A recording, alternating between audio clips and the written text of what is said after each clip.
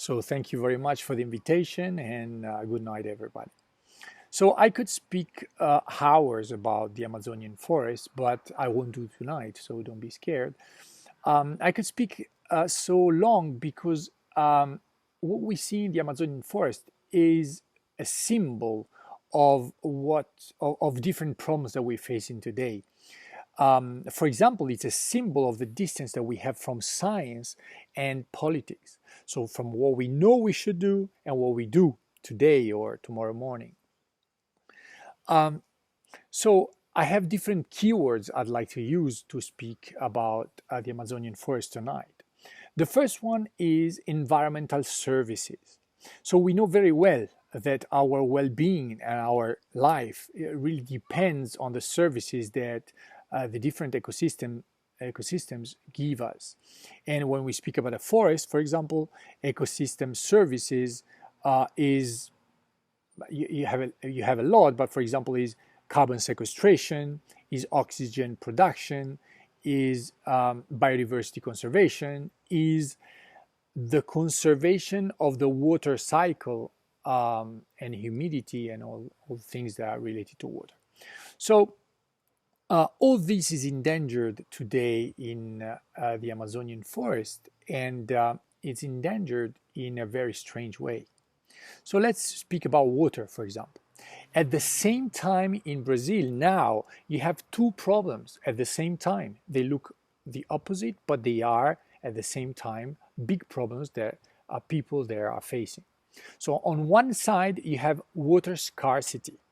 And on the other side, you have floods. So that is too much water all at once. So water scarcity actually is not is not a surprise because it comes from the climate crisis that we are living, and we know very clearly that this climate crisis is bringing heat and water scarcity. But on the other side, it's due also to a wrong management of the land that you have there. That is, if you want to read it in another way, the water scarcity that today is killing the local agriculture is actually due to agriculture or to the agriculture expansion that politics wants to make in Brazil. So when you want to increase cultivated lands, you actually want to increase deforestation. And you know that when you increase deforestation, that you will have less water in the next year. We know, for example, that if you increase by 10% the rate of deforestation on 1 year, then you will have less 49 millimeters in water precipitation in the next year. So it's a circular problem where actually politics is creating the problem or exaggerating the problem and not really solving it. Another keyword I'd like to underline before ending tonight is people.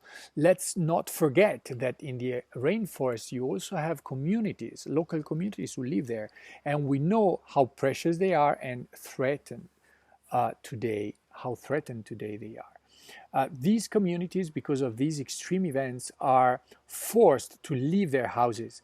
And all of this comes in a very bad moment where they already suffered from the COVID pandemic for 2 years.